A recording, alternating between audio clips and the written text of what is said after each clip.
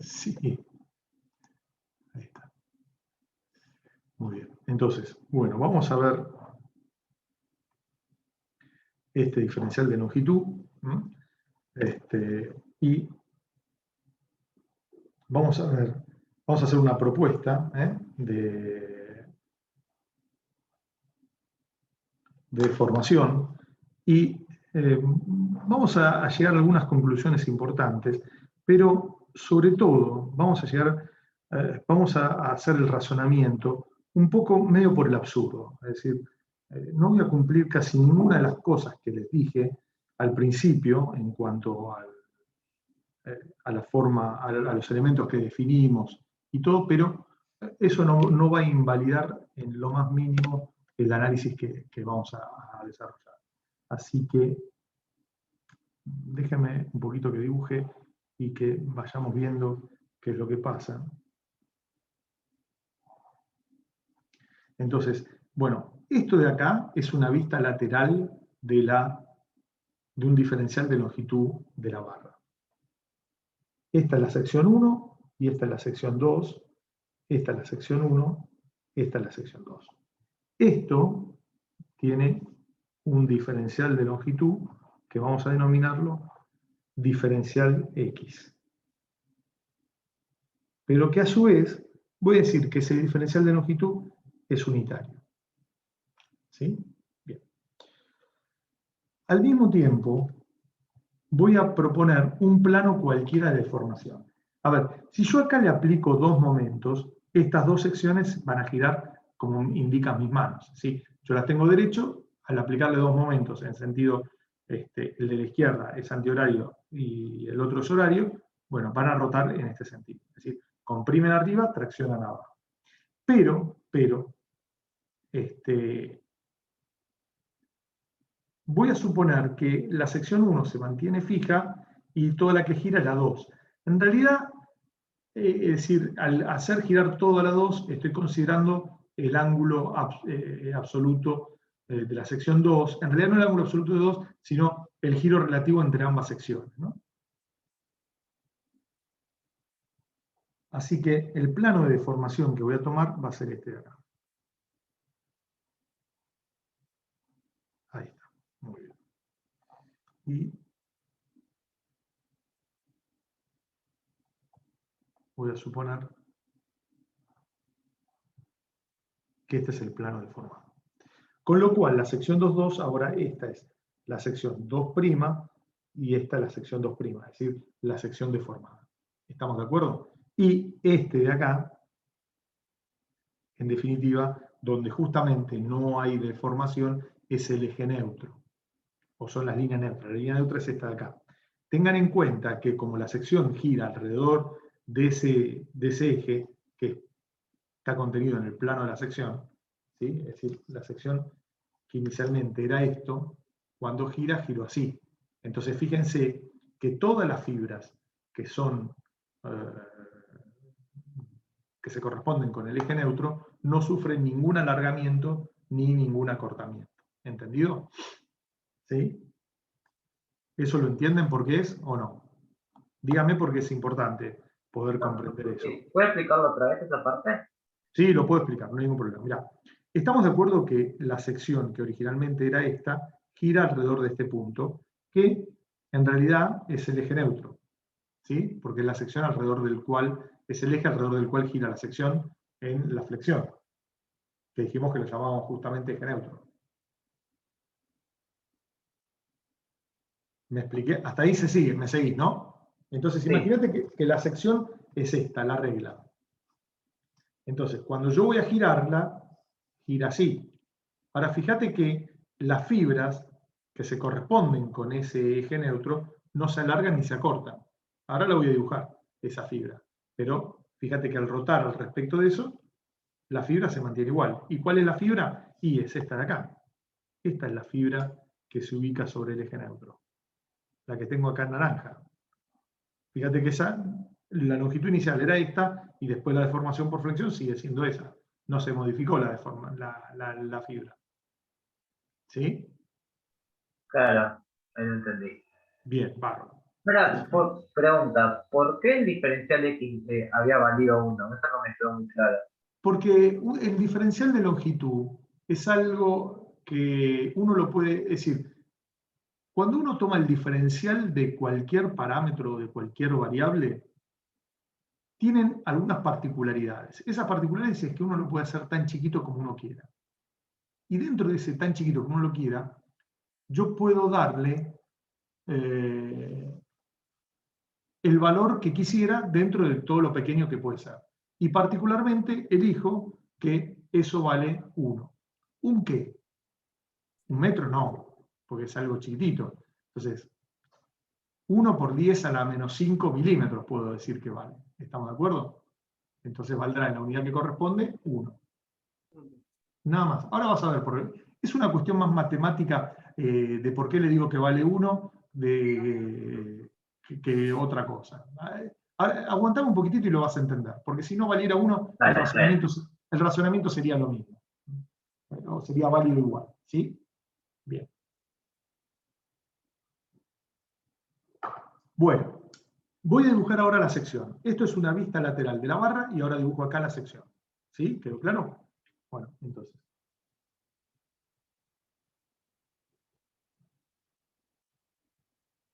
Tomo una sección que es esta de acá.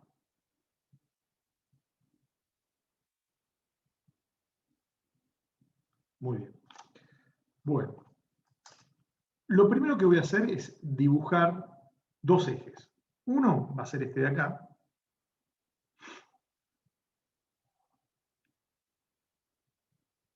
Al cual voy a decir que esta es la línea de fuerzas y que la voy a hacer coincidir con el eje Z. Y después voy a tomar otro que va a ser el eje neutro, que tiene que coincidir con esta fibra, que va a ser este de acá.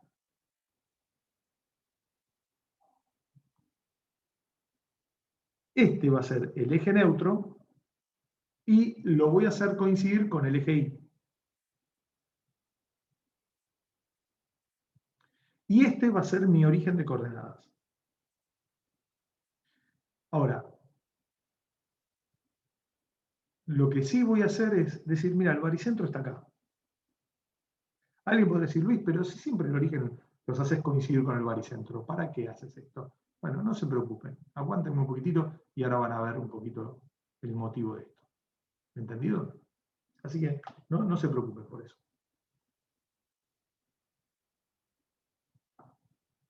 Bien. Obviamente, cuando uno somete esto, los momentos actuantes van a ser acá.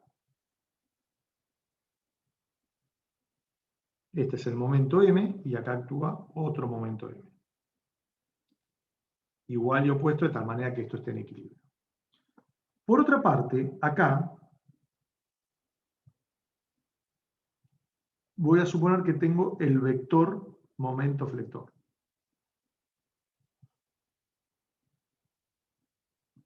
Ese vector momento flector lo voy a denominar M. Y obviamente forma 90 grados con la línea de fuerza, porque por eso son perpendiculares. Y el par se ubica acá. Fíjense que comprime las fibras superiores, tracciona las inferiores. ¿Estamos bien hasta acá? ¿Sí? Sí. Bueno. Al ángulo que forman la línea de fuerzas y el eje neutro, lo voy a denominar beta. Por lo tanto, fíjense que si este es beta, esto de acá es beta también. Y este ángulo, ¿qué va a ser?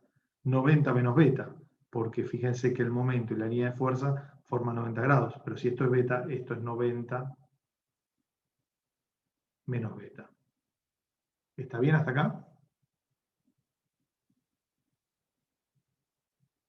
¿Sí? ¿Me siguieron, no? Sí, profe. Bueno, voy a considerar ahora un diferencial de superficie o diferencial de área, que obviamente lo ubicar en el cuadrante positivo, es decir, donde los dos ejes son X e Y. Fíjense que X e Y, por ahora, los puse inclusive ni siquiera ortogonales.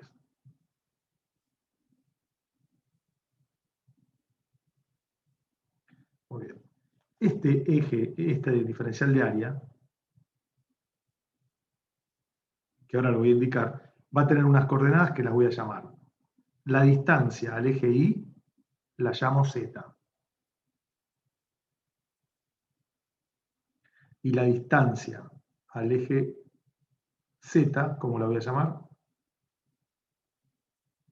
Y Exactamente.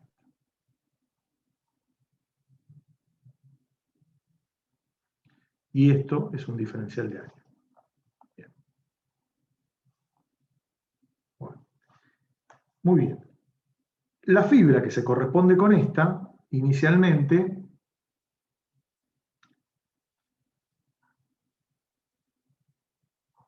tenía esta longitud y se termina alargando. O sea que yo acá tenía la fibra SS, este punto pasó a ser acá ahora S'. Y vamos a suponer que esta fibra se ubica a una distancia, como dijimos acá, Z desde el eje neutro. Ahora bien, a todas las fibras que se ubican a una distancia Z igual 1, esto lo voy a dejar acá, también la voy a caracterizar. Esta es una fibra que se ubica a una distancia respecto del eje neutro Z igual 1. ¿Sí? Y ahora vamos a ver. Esto es el alargamiento, ¿no? Todo esto es lo que la fibra se alargó. O en este caso, si estoy por arriba del eje neutro, en este caso, lo que se acortó. ¿Sí? Pero ese S' es la longitud final. Perdón, el alargamiento de esa fibra. Es decir, a ver, para pasarlo limpio, SS, el segmento SS, coincide con diferencial de X, que a su vez lo adopté igual a 1. Y esto es la longitud inicial de esa fibra.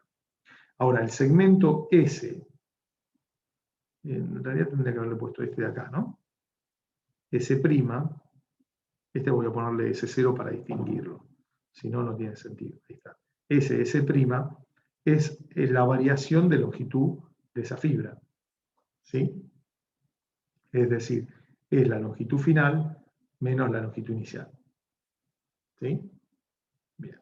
Ahora, si yo hago delta diferencial de X respecto de diferencial de X, estoy haciendo longitud final menos longitud inicial sobre longitud inicial.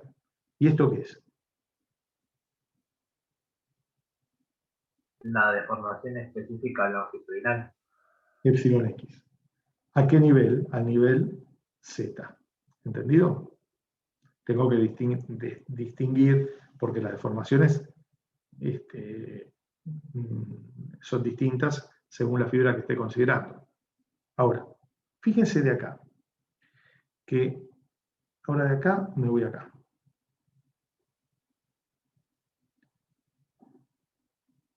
Como diferencial de X es igual a 1, tengo que delta diferencial de X es igual a epsilon XZ. ¿Sí? Bien. Ahora bien, fíjense que habiendo hecho diferencial de X igual a esto, ¿saben por qué lo pongo 1? Porque en definitiva para todas las fibras la longitud inicial vale lo mismo. Entonces ahora fíjense que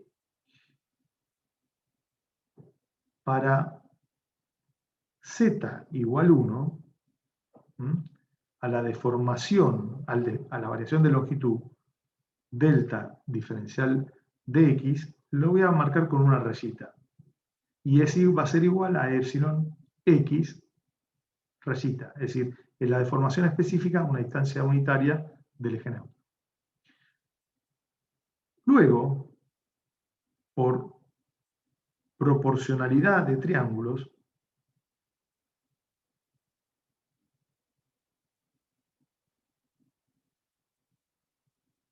vamos a tener que epsilon X raya es a 1 como epsilon xz es a z. Con lo cual se desprende que epsilon xz es igual a epsilon x raya por z. Es decir, la relación entre las deformaciones es lineal, lo cual era lógico de prever, porque fíjense que esto mantiene de ser una recta. ¿Sí?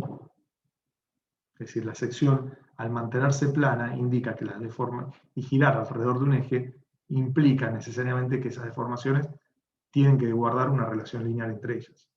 Entonces, conclusión, que es lo que vamos a poner acá, vamos a ponerlo en negro, esto lo escribo mejor. La relación entre las deformaciones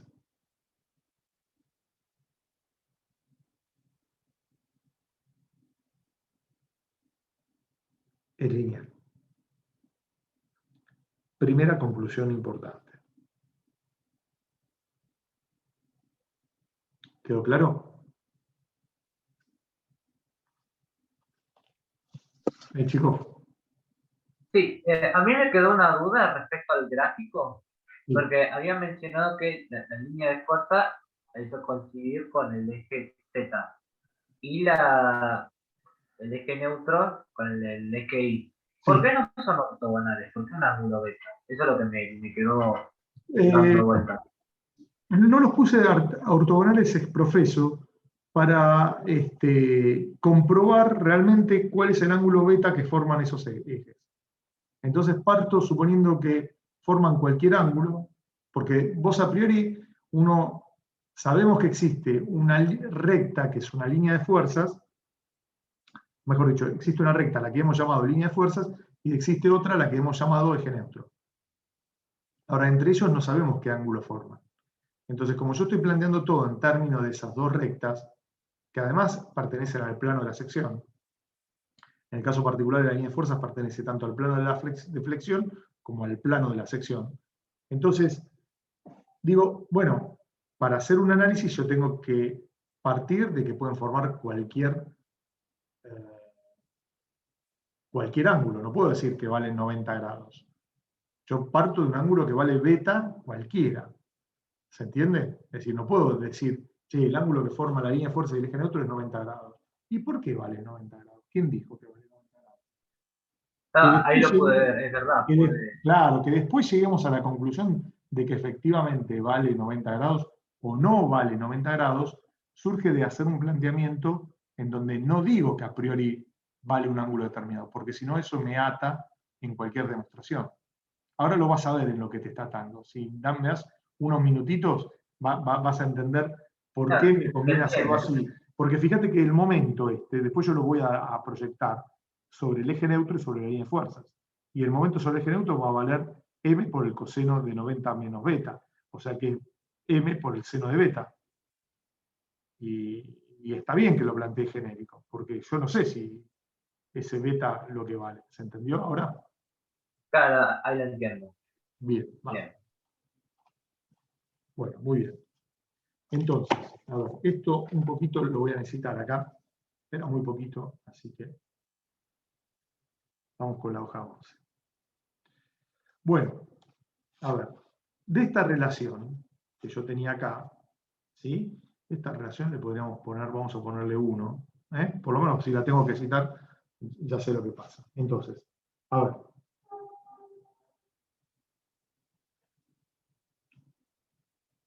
Por ley de Hooke, tengo lo siguiente. Sigma x al nivel z va a valer E por epsilon x al nivel z.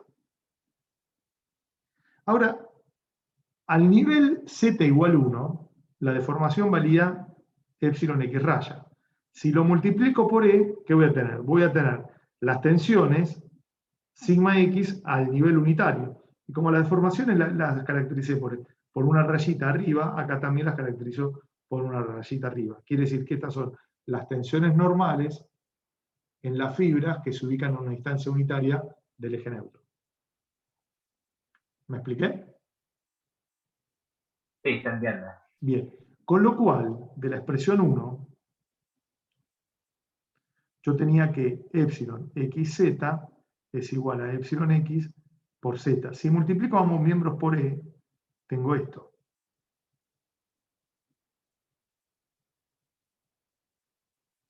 O sea que esto queda, es esto de acá. ¿Y esto de acá qué es?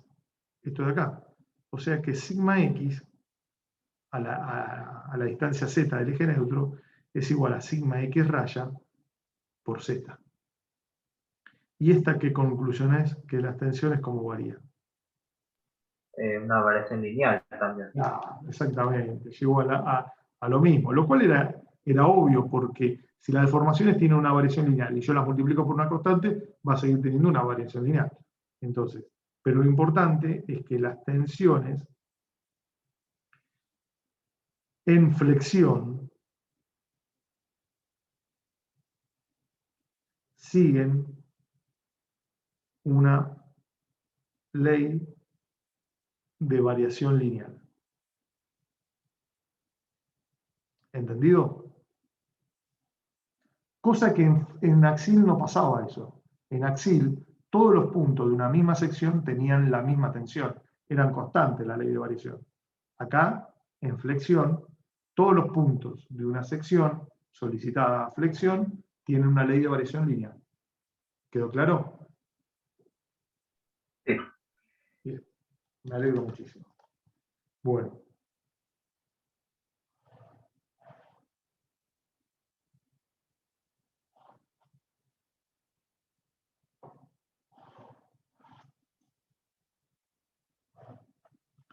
Bueno, esta hojita ya ahora no la necesito. Hay cosas si las llevo a necesitar. Esto vamos a ponerle 2. Si las llevo a necesitar, la pedimos de vuelta. Bueno. A ver. Ahora, así como antes trabajé con la segunda, tercera y cuarta ecuación de equivalencia, acá dije que iba a trabajar con la primera, la quinta y la sexta. Todavía no trabajé con ninguna. Bueno, ahora voy a trabajar con la primera. Entonces, todo esto fue para, de la primera ecuación de equivalencia, tengo lo siguiente.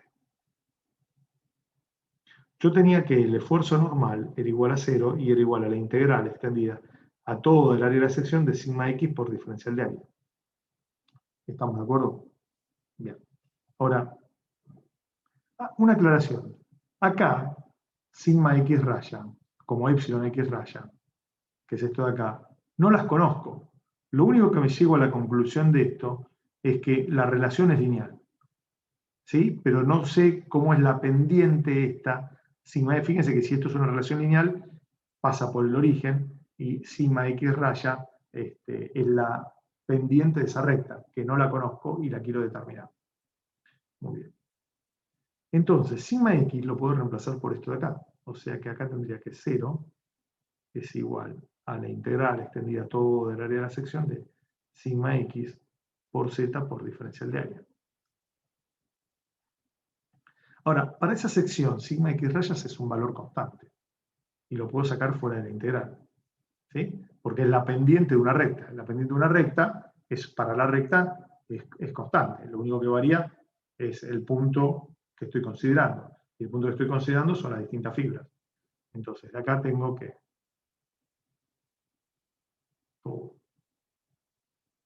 la saco fuera de la integral y me queda.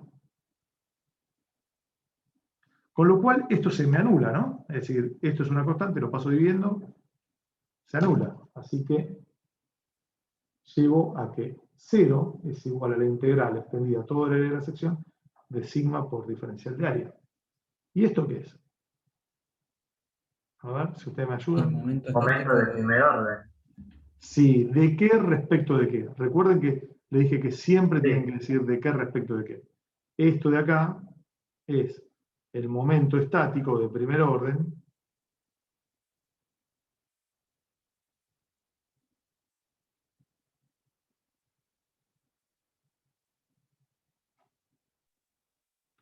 del área de la sección respecto de qué. Z. No, Z no, Z es la No, no distancia. sería de I. Respecto al Exactamente. eje neutro. Respecto del eje Y, que era el eje neutro. ¿Estamos de acuerdo? Ahora, les hago una pregunta. ¿Cuándo el momento de una sección respecto de un eje es nulo?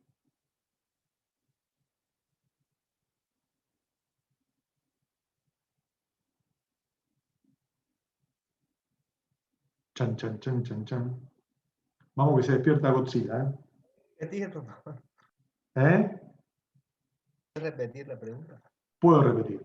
Cuando el momento estático del área de una sección respecto de un eje es nulo. Cuando el baricentro. Exactamente, exactamente. Entonces, esto de acá me dice que el eje neutro, ¿cómo es? Baricéntrico. Baricéntrico. Y es baricéntrico, muy bien, exactamente. Es baricéntrico. Así que, ¿y esto por qué es? ¿Por qué? Porque si el momento estático del área de una sección respecto de un eje es igual a 0, E es baricéntrico. ¿Entendido? ¿Sí? Entonces el eje neutro es baricéntrico. Fíjense que nosotros expresamente no lo hicimos pasar por el baricentro por los mismos motivos que no dijimos que era perpendicular a la línea de fuerzas.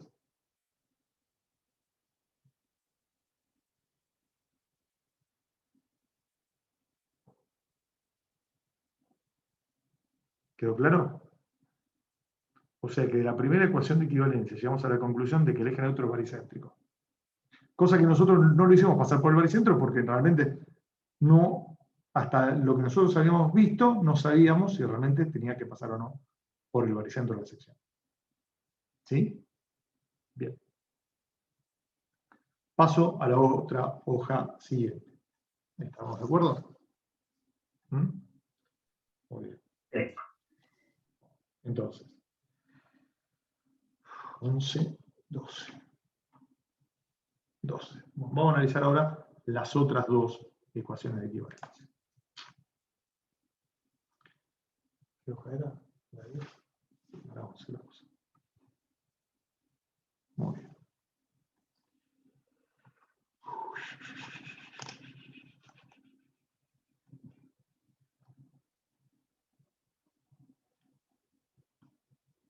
De la sexta ecuación de equivalencia,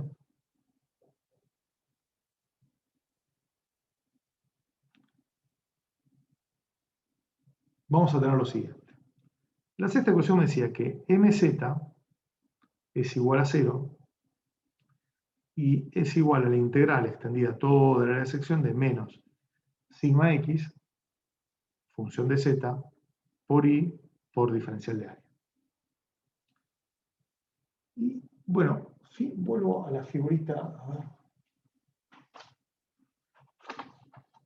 Fíjense que el momento respecto de z, yo tengo que tomar un momento respecto de z. Entonces es el diferencial de área por la tensión que trabaja acá por I. Pero fíjense que M, como es perpendicular a la línea de fuerzas, y la línea de fuerzas es el eje Z, nunca va a tener ninguna componente. Por lo tanto, MZ es igual a 0. ¿Sí? ¿Estamos de acuerdo? Sí.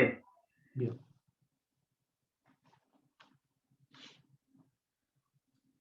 Bueno, acá hago exactamente lo mismo. Reemplazo sigma xz por sigma x raya por z. Entonces me queda aquí. 0 es igual a la integral extendida toda el área de la sección de menos sigma x raya por z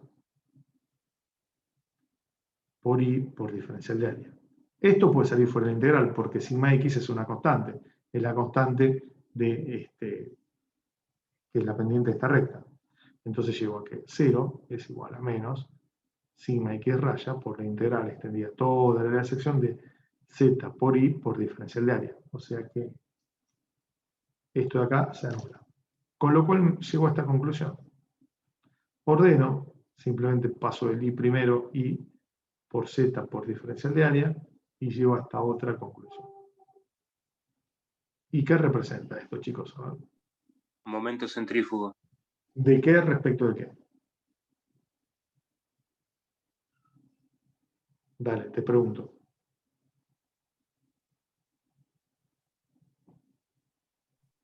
De la sección respecto a los ejes neutro y de fuerza, ¿sí? Perfecto. Respecto.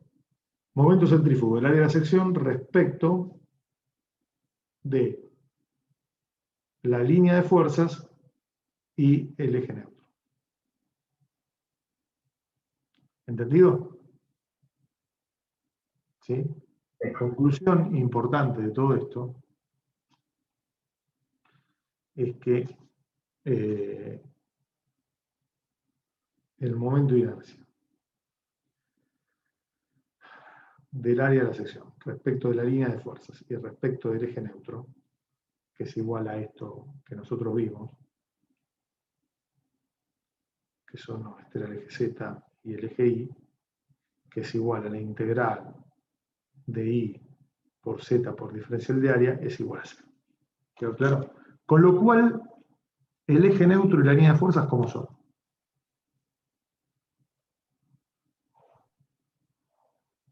Son los ejes principales baricéntricos.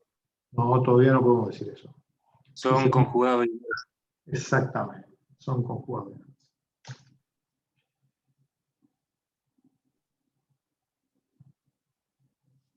Los ejes E neutro y línea de fuerzas son conjugados de inercia.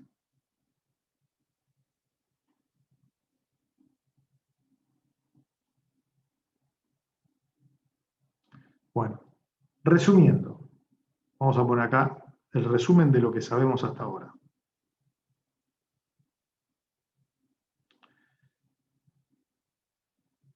La línea de fuerzas, por definición, es baricéntrica, ¿no? ¿Se entiende eso? Sí. ¿Por qué la línea de fuerza es baricéntrica? La línea de fuerza pertenece al plano de flexión. Y el plano de flexión corta y es perpendicular a la sección. Tiene que necesariamente pasar por la línea de fuerzas porque ahí, en ese plano, actúan las fuerzas que yo después reduzco al baricentro de la sección. ¿Sí? Bien. De la ecuación de equivalencia 1 llegué a la conclusión que el eje neutro también es baricéntrico. Y ahora, de la sexta, llegué a que la línea de fuerzas y el eje neutro son conjugados de inercia.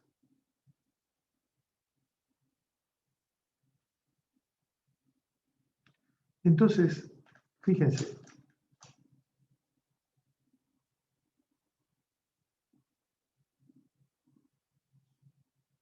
Fíjense esto de acá.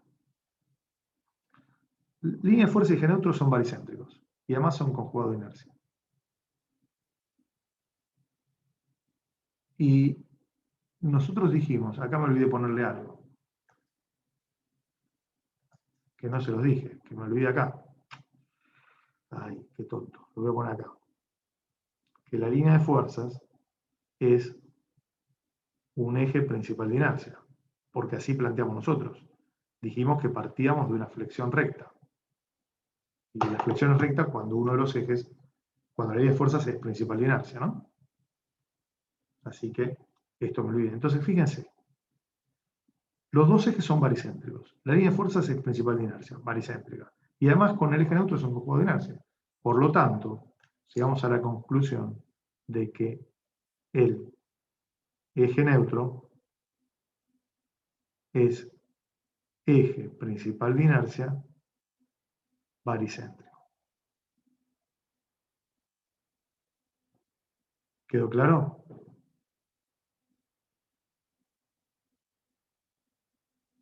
Chicos, Sí, Luis. Sí. bien. Sí. Bueno. Me había olvidado poner acá que la línea de fuerza es la eje principal de inercia. ¿Por qué? Porque partimos de eso. Estamos en una flexión recta. Eso sí, era dato del problema. Nosotros recuerden que dijimos que vamos a estudiar una flexión simple, pura y recta. Eso iba. Luis, una Bueno. consulta. Conjugado de inercia era que alcanza el mínimo y el máximo, pero no son rectos el ángulo entre uno y otro eje. No. Conjugado de inercia, la definición es que dos ejes son conjugados de inercia cuando el momento centrífugo del área de una sección o de un conjunto de puntos respecto de dichos ejes es nulo. El momento centrífugo, perdón, es nulo. Eso es. El momento centrífugo del área de una sección o de una figura o de un conjunto de puntos respecto de esos dos ejes es nulo, entonces se dice que esos dos ejes son conjugados de inercia. ¿Está bien? O sea que las áreas se siguen anulando, por más que no sean rectos, las áreas de la sección. Claro, exactamente, sí. No necesariamente, es decir, dos ejes pueden ser conjugados de inercia y no necesariamente tienen que ser rectos. Hay infinidad de ejes que pasan por un punto. La cosa es así, mirá, para repasarlo. Por un punto pasan infinitos ejes. De esos infinitos ejes va a haber infinitos pares de ejes que son conjugados de inercia. Ahora, de esos infinitos pares de ejes que a su vez son conjugados de inercia, existe un par de ejes solo y único para los cuales, además de ser conjugados de inercia, son perpendiculares. Es decir, no existen dos pares de ejes o 3 o 10 pares de ejes en los cuales son conjugados de inercia y además son perpendiculares. Y en la circunferencia sí, hay infinito. ¿En qué circunferencia? ¿De Moore? La sección circular no son infinitos los ejes principales de inercia. Sí, pero lo que pasa es que, a ver, los ejes principales de inercia es cierto, son infinitos, pero ¿cuál es la diferencia entre uno y otro? Ninguna. ¿Por qué? Porque los momentos de inercia respecto de esos infinitos ejes es siempre el mismo. No es que te cambia. Claro, sí, está bien.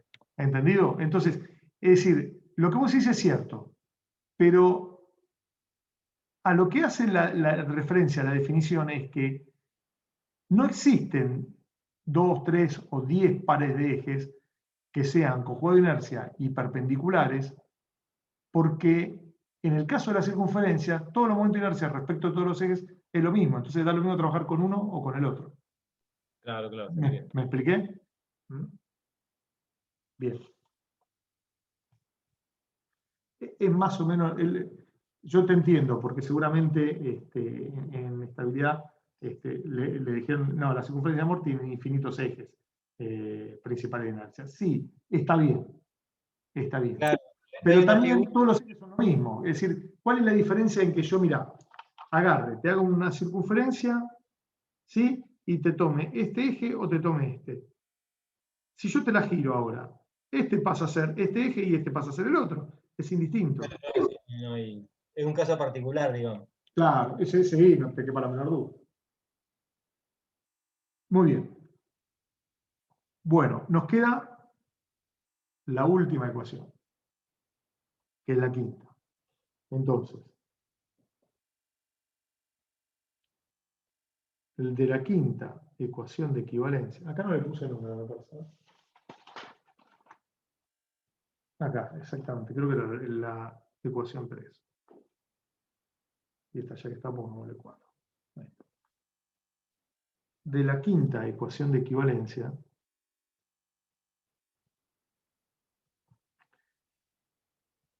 muy bien, de la quinta ecuación de equivalencia vamos a tener lo siguiente.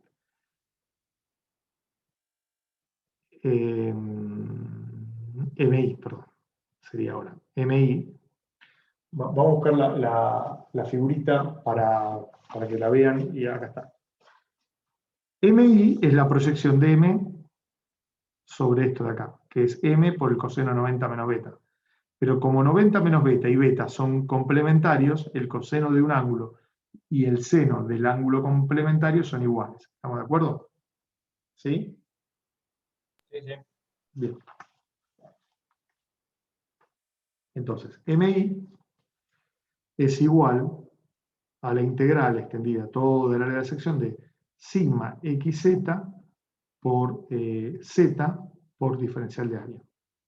Bien, entonces,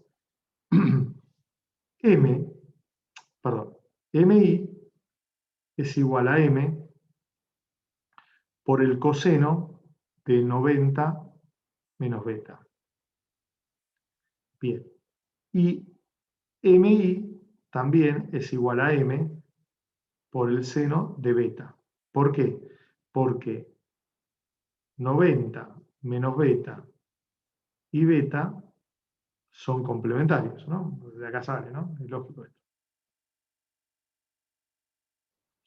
Bueno, me quedé sin lapicera. Y acá tenemos otro.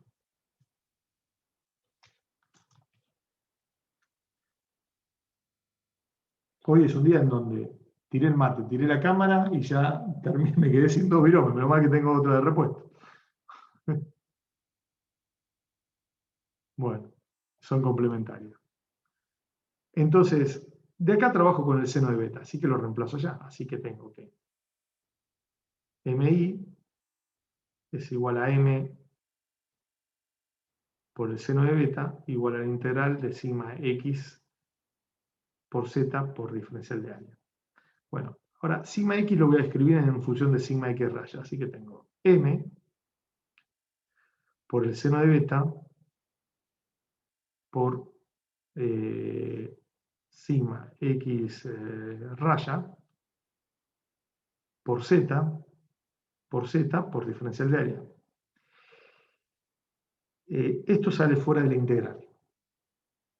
¿Sí? Esto sale fuera de la integral. ¿Está bien? Entonces tengo que M por el seno de beta es igual a sigma x raya por la integral extendida toda el área de la sección de z cuadrado por diferencial de área. ¿Y esto qué es? Momento de inercia de la sección respecto del eje neutro. Perfecto. Te lo voy a escribir así. Y el eje neutro era el eje Y. ¿Estamos de acuerdo? ¿Y beta cuánto valía? Bueno, como habíamos dicho que el eje neutro también era un eje principal de inercia, entonces beta es el ángulo que forman la línea de fuerzas y el eje neutro, que son los dos ejes principales de inercia. Por lo tanto, beta es igual a 90 grados y seno de beta es igual a 1. ¿Sí? ¿Estamos de acuerdo? O sea, a ver. El eje neutro, vimos anteriormente que es un eje principal de inercia. Y la línea de fuerzas también es otro eje principal de inercia. Con lo cual, la línea de fuerzas es perpendicular al eje neutro. Por lo tanto, beta es igual a 90 grados. Y obviamente, seno de beta es igual a 1. Entonces, todo esto que me queda que M es igual a sigma x raya por el momento de inercia del área de la sección respecto del eje neutro. Pero sigma x raya era sigma x z sobre z.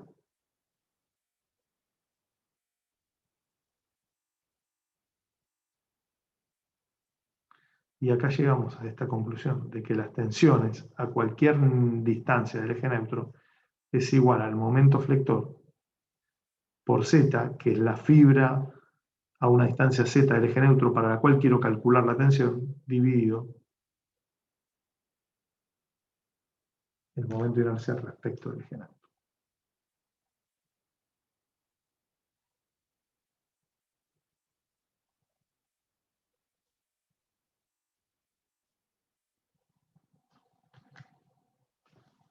¿Estamos de acuerdo? Y esta es la expresión, que creo que me parece que vale 5 el número, que relaciona al esfuerzo interno con las tensiones. Y es la que nosotros vamos a terminar aplicando. Obviamente, en este caso particular, va a ser MI. ¿Quedó claro? Sí, se entiende. Me alegro muchísimo. ¿Sí? Sí, es un toque difícil, pero lo veo más complejo que Axil, pero se entendió. Al final entendí bien. Bueno, muy bien. Más complejo. Es un poquito más complejo, no es tanto, no se hagan lío ni... bueno, mi idea es seguir, a menos que ustedes quieran hacerme alguna consulta de Axil, pero podría seguir 10 minutitos más para cerrar algunas consideraciones respecto de esto, si les parece.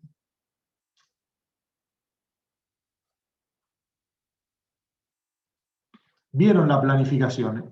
Les quiero comentar algo respecto de la planificación. Si a ustedes alguna de las fechas les cae mal, bueno, la podemos modificar, no hay problema. ¿Estamos de acuerdo? Pero ahí están más o menos puesto todo para que ustedes tengan la planificación del año. Buenísimo. ¿Eh?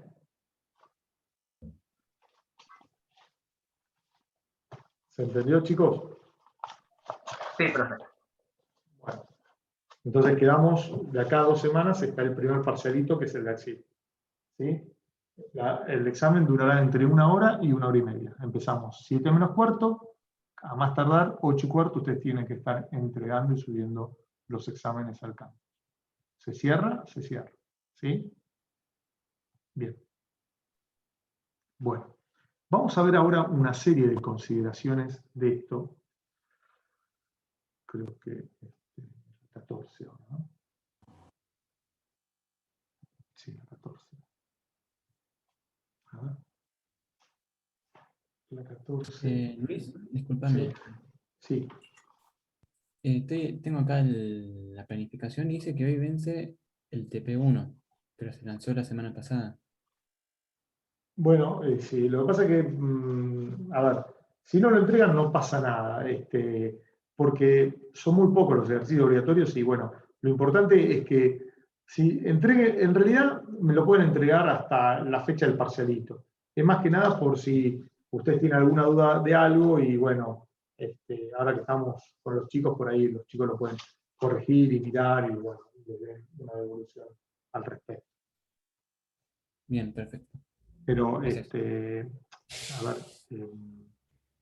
no es algo que, bueno, sea, ¿cómo se llama? Que no se pueda postergar, ¿no? Tratemos de que no lo presenten en octubre, eso sí. Claro, dale, perfecto. Sí. Tengo una consulta. Sí.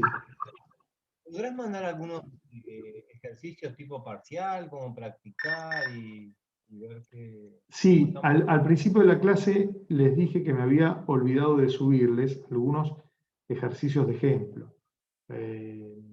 Lo que pasa que recuerden que a principio de año yo les dije que había cambiado un poco la metodología, donde en general nosotros siempre veníamos tomando en el examen de Axil, veníamos tomando cálculo plástico, ¿no? Entonces, bueno, ahora no lo tomamos. Entonces va a ser un ejercicio típico de solicitación Axil, que no va a tener obviamente ningún estudio en régimen elástico y que solo va a tener en régimen elástico. Así que bueno, la guía son ejercicios que se van a parecer bastante, pero bueno, siempre uno después, que yo ponemos un apoyo, giramos la estructura, cambiamos los apoyos de lugar, pero bueno, no va a ser nada descabellado. ¿Estamos de acuerdo? Bien, perfecto. Bien, bueno. A ver, vamos a ver alguna serie de consideraciones, sobre todo cómo graficar esta expresión que acabamos de ver.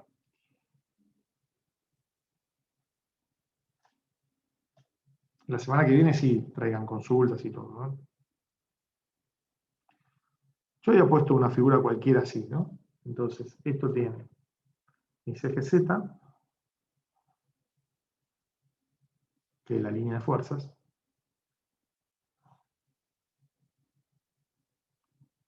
mi eje Y. Z, línea de fuerzas. El eje que es perpendicular y baricéntrico es el eje neutro, porque en flexión simple recta pasa esto siempre. Acá puse ZF. ¿Qué piola? Muy bien. ¿Sí? Bueno. Ahora, el eje neutro pasa por el baricentro, pero no necesariamente es un eje de simetría, ¿no? Por más que en este caso lo haya hecho muy parecido, pero no lo es. Entonces, lo que les quiero mostrar es cómo se dibujan las tensiones, el diagrama de tensiones de esto.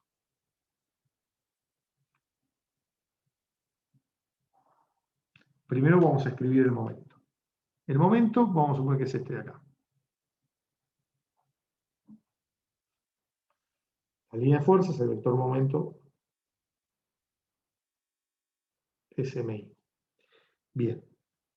Ahora, fíjense, ¿cómo hago para trazar el diagrama de tensiones que me da la función que vimos anteriormente? Bueno, este es el eje neutro. Por las fibras extremas de la sección, se trazan dos rectas paralelas al eje neutro. La fibra más alejada del eje neutro, ¿cuál es? Es esta de acá. Fíjense que en función de esta expresión, Z es la distancia del eje neutro. Cuando las fibras están en el eje neutro, la tensión vale 0. Lo cual era lógico, porque las deformaciones valían 0 también. Que si yo lo multiplico por el módulo de elasticidad, me da la tensión, y como las épsilon son nulas, las sigma también son nulas. Y crecen con la distancia al eje neutro. Con lo cual, las fibras más alejadas del eje neutro van a ser aquellas fibras que en valor absoluto van a tener las mayores tensiones. ¿Entendido? Sí, se entiende. Bien. Entonces, dicho esto, vamos a ver cómo graficamos esto. Por eso trazo, estas son las dos fibras. Son dos rectas, paralelas al eje neutro, pasantes por las fibras más alejadas del eje neutro. ¿Sí? Bueno, dicho esto, el eje neutro es esta recta. Muy bien. Y esto son las distancias extremas al eje neutro, que van a ser Z1 y Z2. Bien. El diagrama de tensiones, ¿cómo va a ser? Este es el eje de referencia o eje de abscisas, que es perpendicular siempre al eje neutro. ¿Mm? Y ahora voy a dibujar las tensiones. Fíjense que este momento, ¿qué hace? ¿Dónde tracciona y dónde comprime?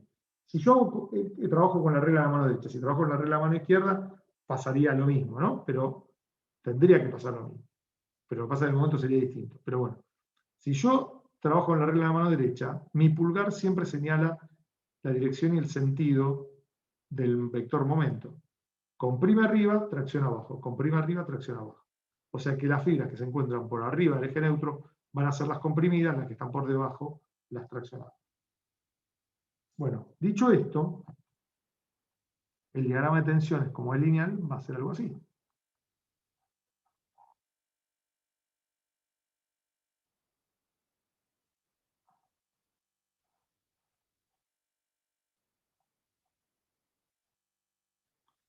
¿Estamos de acuerdo? ¿Sí? Entonces, estas son las fibras, lo que está por arriba del eje neutro, comprimidas, y estas son las fibras traccionadas. ¿Sí? ¿Quedó claro? Sí, se entiende. Esta es la sigma X máxima positiva, y esta es la sigma X mínima, obviamente, negativa. ¿Mm? Bueno, una fibra cualquiera, por ejemplo esta de acá, ¿cómo hago para calcular su tensión? Y voy derecho y ahí calculo la tensión. En este punto vamos a acelerar. Esta es la tensión que se ubica a una distancia Z, ¿no? ZA es sigma X. ZA del punto A. ¿Sí? En realidad, fíjense que todas las fibras que se ubican a la misma distancia, ZA, van a tener la misma tensión. Y lo mido en el diagrama de esta manera. ¿Me expliqué?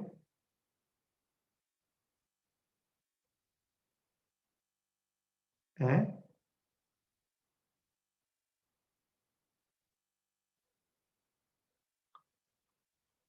Sí, Luis, se entendió, se entendió. Bien, bueno, listo.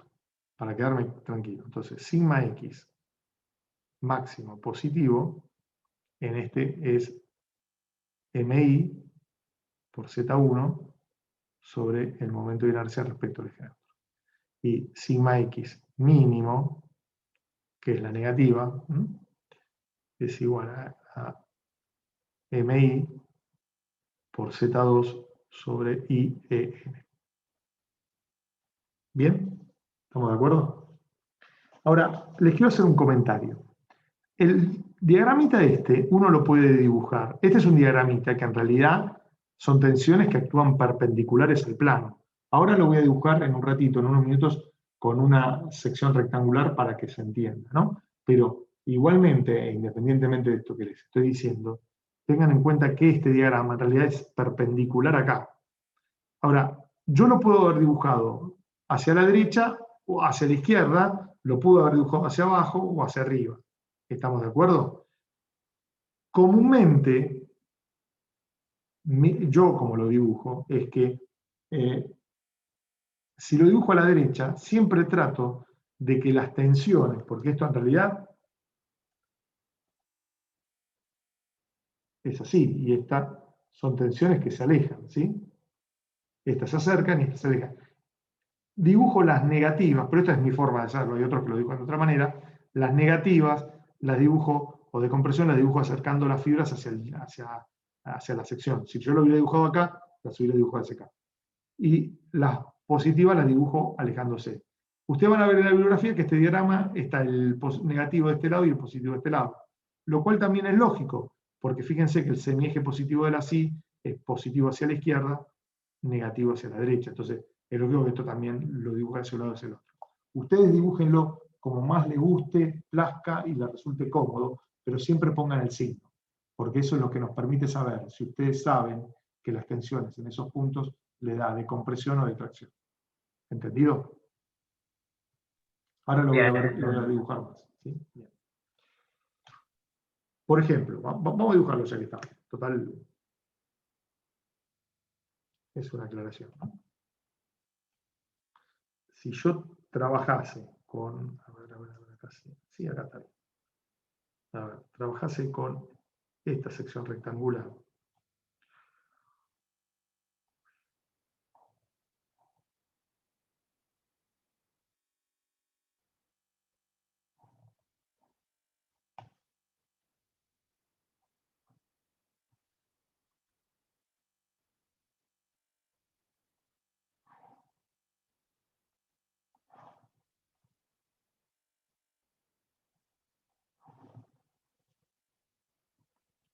Eje Z igual a la línea de fuerzas. Eje Y igual al eje neutro. Yo el eje lo puedo dibujar hacia la derecha, hacia la izquierda, hacia arriba, hacia abajo, es indistinto. El diagramita en este sentido.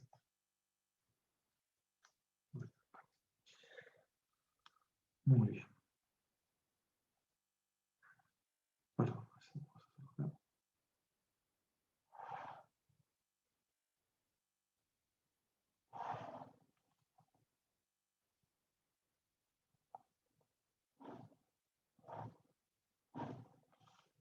no lo tienen que dibujar dos veces como voy a hacer yo acá, ¿eh?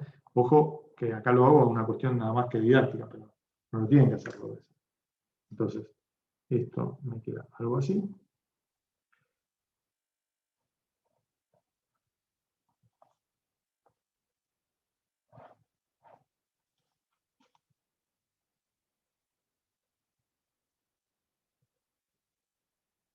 Vamos a ponerlo, este se nota poco, pero es decir, acá es positivo y acá es negativo. Y acá pasa exactamente lo mismo, lo dibujo así, ¿no? Son dos formas de dibujar lo mismo. Fíjense que en ambos casos siempre dibujo que las tensiones, si están comprimiendo, se acercan a la sección o se alejan si están traccionando.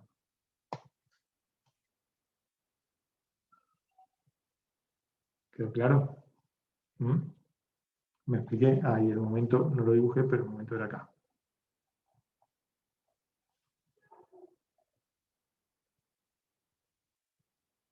¿Sí? ¿Me expliqué, chicos? ¿Mm? Sí, se entiende. Bueno, algunos este diagrama lo dibujan así y acá también lo dibujan así, por lo que le dije antes. El semieje positivo está hacia la izquierda, el semieje negativo hacia la derecha. Ustedes lo dibujan como ustedes más les resulte, pero siempre los signos tienen que estar bien puestos, porque a nosotros, como vamos a ver en muy poquito tiempo, se nos presentan materiales que pueden no tener resistencia o a la compresión o a la tracción. Entonces necesito, en definitiva, tener claro ese aspecto. ¿Sí? ¿Quedó claro? Bien.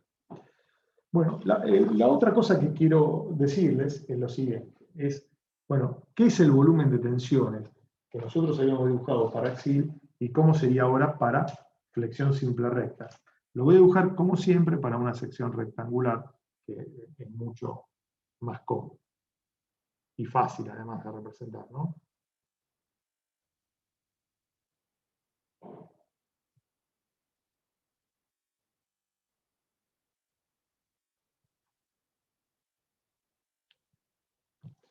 Bueno, entonces,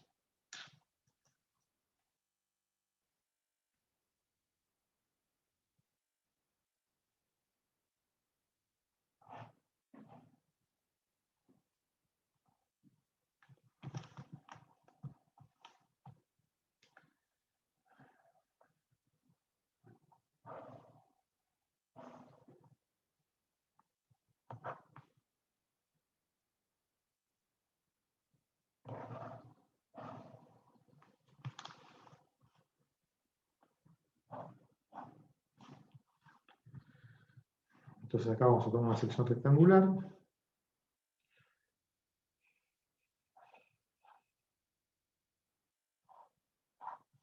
¿Sí? Sección rectangular, cada corto. Muy bien. Esto tenía, así que este va a ser.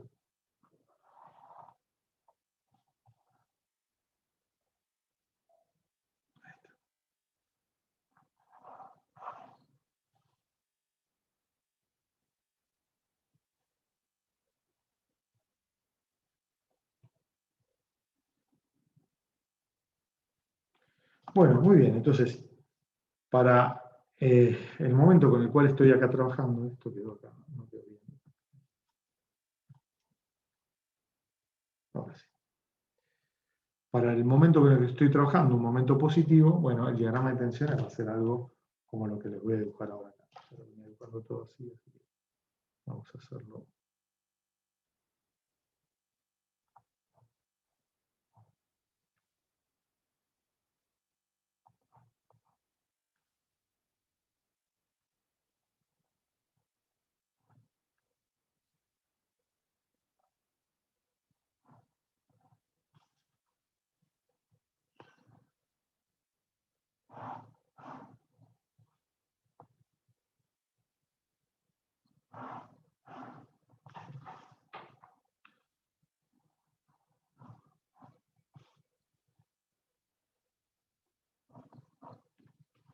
¿Sí? Entonces, la parte de abajo es la traccionada, la parte de arriba es la comprimida.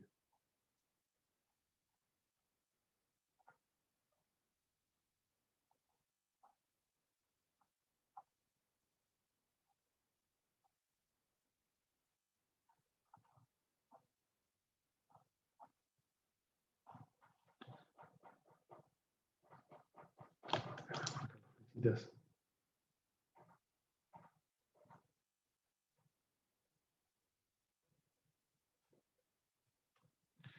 Y acá, bueno, obviamente,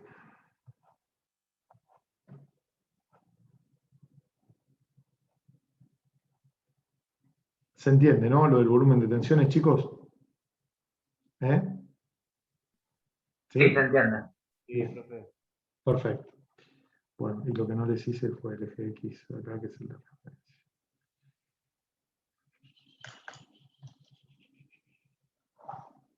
Ahí está. Muy bien. Bueno.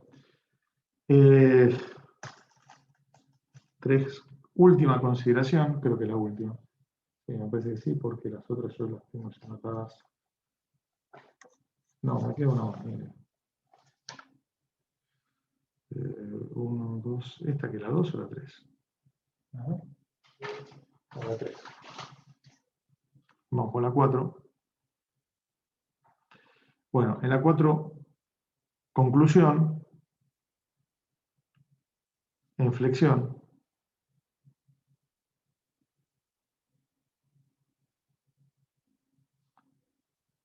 habrá fibras traccionadas y otras comprimidas.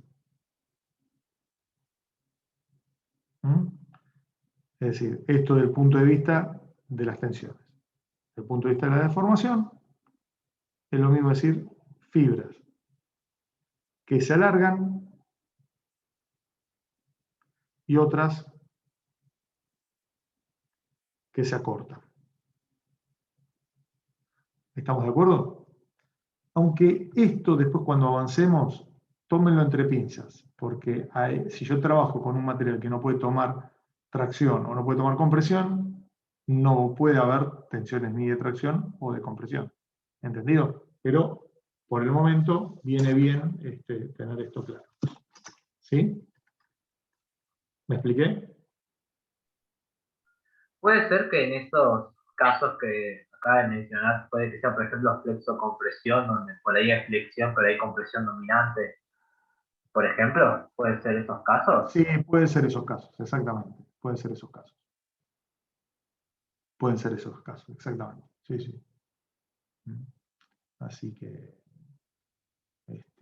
bueno, sí, sí, hay y si no, si eso no lo puede tomar, que no sea una flexión compuesta, puede suceder que, bueno, tengas que reemplazar las fibras que en principio tendrían que estar ya sea traccionadas o comprimidas por otro material que sea capaz de tomar esa tracción o esa compresión. ¿Entendido? ¿Mm? Así que, Claro. pero vamos avanzando de a poquito. Se los quiero adelantar porque muchas veces acá en este momento es importante que yo le diga, mire, conclusión, vamos a tener fibras que van a estar traccionadas, que se van a alargar y otras que se van a comprimir y se van a cortar. Pero, ojo, porque si el material no puede tomar tracción, no puede tomar compresión, las tensiones de tracción y de compresión son nulas. No existen. ¿Sí? Bueno. Entonces, en base a eso, tengamos un poquito de cuenta. El otro tema es una cuestión ya relacionada con el aprovechamiento del material, ¿no?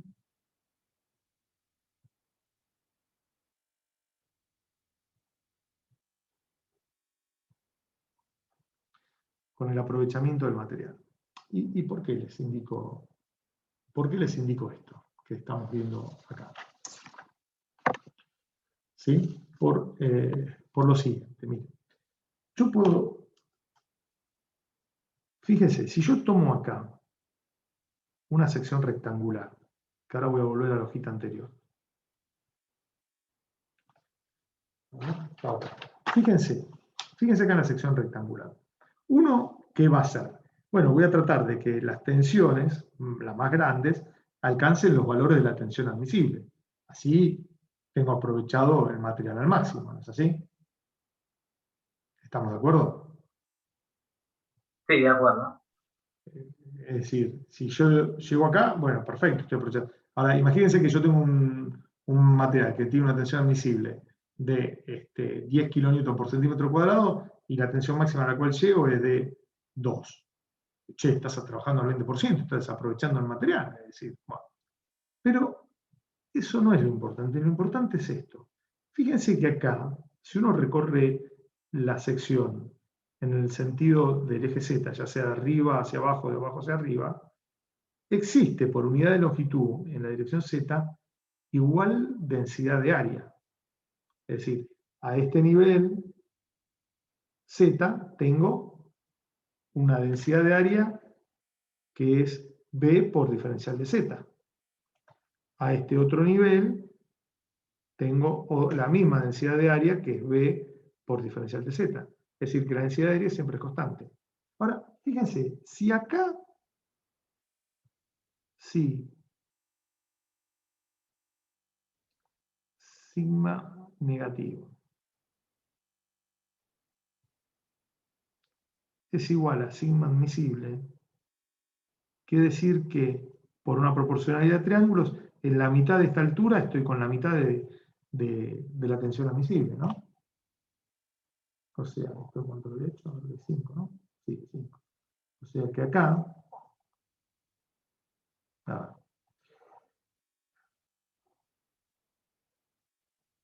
esto es H. Esto es H, que es H sobre 2. Por lo tanto, a este nivel,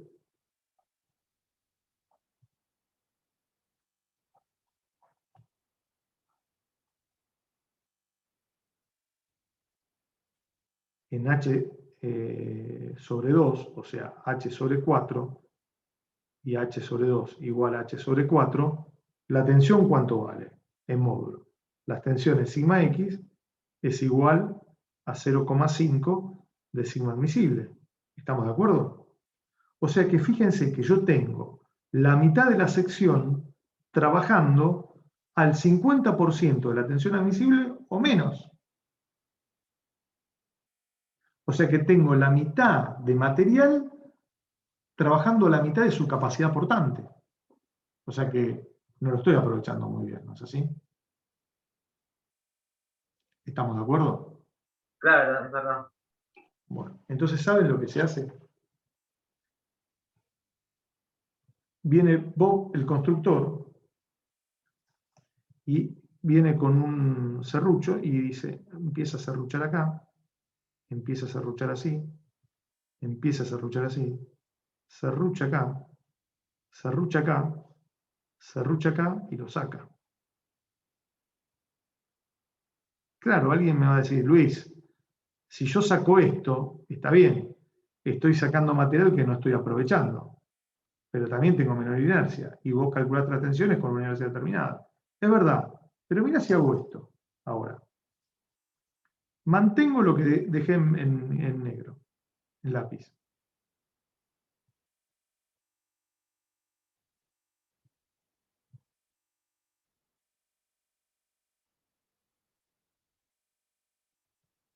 Y agarro esto que saqué acá, lo pongo acá.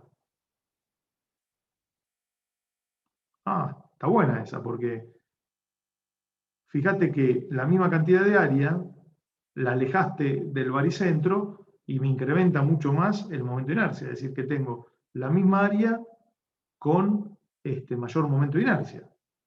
Está piola, es una sección más resistente. Y acá hago exactamente lo mismo. Eso se debe porque puede aprovechar mejor los esfuerzos que están más al borde, puede ser, ¿no? Exactamente. Claro, sí. Y por eso es que se crean las secciones WT. Porque, ¿para qué voy a poner mucha cantidad de área o de material en lugares o en ubicaciones cercanas al eje neutro cuando las tensiones ahí son bajas? Lo pongo lo más alejado posible. ¿Entendido? Y no solo gano en momento de inercia, sino que también aprovecho más el material, ¿no?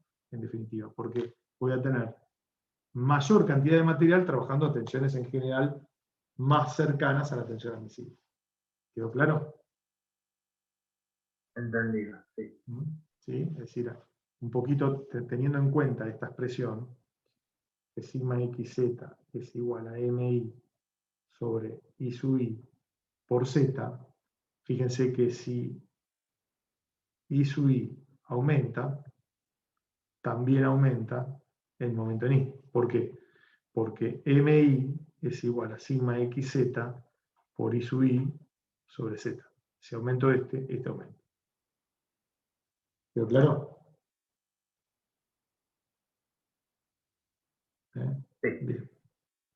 ¿Seguimos 10 minutitos más o los mato? No, por mí no hay problema. Sí. Bueno, 10 minutos, dale. Vamos, que 10 se minutitos más. Dale que hoy entraron ustedes más. Yo entré 5 minutos tarde, pero ustedes entraron, la mayoría entró bastante tarde. ¿Eh? Así que se puso mal ahí el Luisito.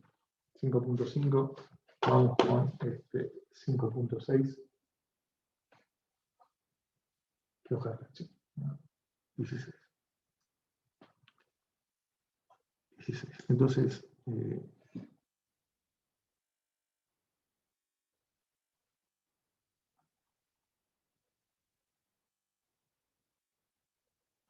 problemas de la flexión.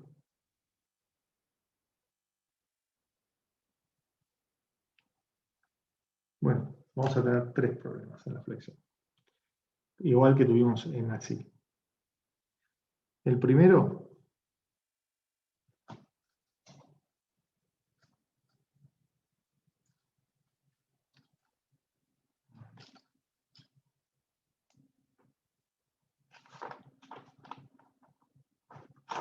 se escribe mejor, un problema de verificación. Ninguna anda como quiera, ¿no?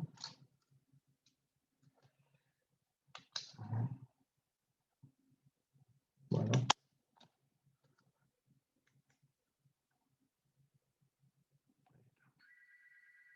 Un segundo, por favor, un segundito.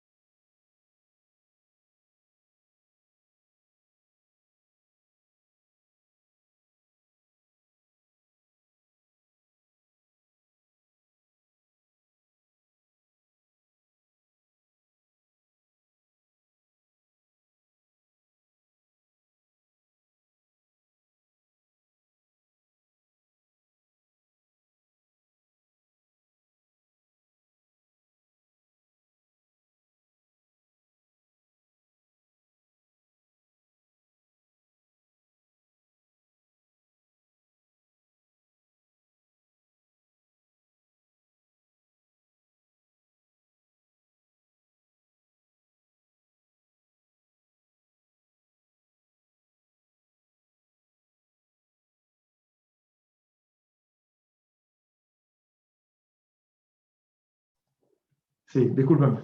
Bueno, entonces el primer problema era un problema de verificación, como pasó lo mismo.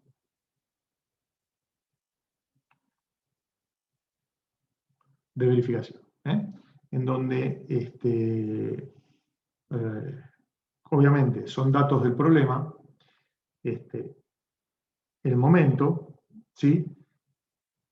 Es decir, provocado por las cargas, el momento de inercia, y uno tiene que hacer que el momento en I, por I sub I, por el módulo de Z máximo, es decir, suponiendo que el material aguanta lo mismo a tracción que a compresión, y esto sea menor o igual, perdón, esto es igual a sigma X máximo, y esto sea menor igual a sigma admisible.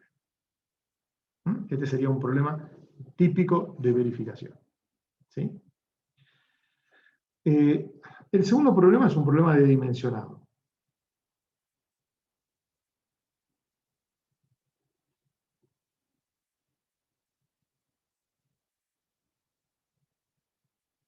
Bueno, en este caso, ¿qué es lo que conocemos? Bueno, la solicitación la conozco, porque esa es la que tengo que dimensionar un elemento estructural para que me aguante esa solicitación. ¿Estamos de acuerdo? Después, tengo que determinar la sección y tengo que determinar, obviamente, el momento de inercia. ¿Sí? Bien.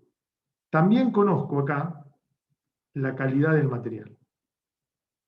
Bueno, entonces acá lo que tengo que hacer es que las tensiones admisibles deberán ser mayor o igual a que al momento dividido el momento de inercia, que es lo que tengo que determinar, por z. Lo que pasa es que muchas veces el z y el i son desconocidos. Entonces, acá tengo una ecuación o inecuación con dos incógnitas. Entonces, comúnmente, lo que uno conoce es que, fíjense, si yo paso esto para acá y esto para allá, me queda que I sub i sobre z máximo es mayor o igual al momento solicitante sobre la tensión admisible. ¿Estamos de acuerdo? Entonces, lo que uno tiene que tratar es de dimensionar esto de acá. Esto de acá. Esto de acá, comúnmente, es lo que se conoce, lo vamos a ver la próxima clase con mayor detalle, como módulo o momento resistente de la sección. Vamos a ponerlo en rojo. Esto es lo que se llama como módulo o momento resistente de la sección. Y lo que uno busca es que el SI del perfil o de la sección que obtenga o determine sea más grande que justamente esta relación entre la solicitación interna y la tensión admisible. ¿Me expliqué? ¿Sí? Sí. Bien. Y el otro es un tema de capacidad portante.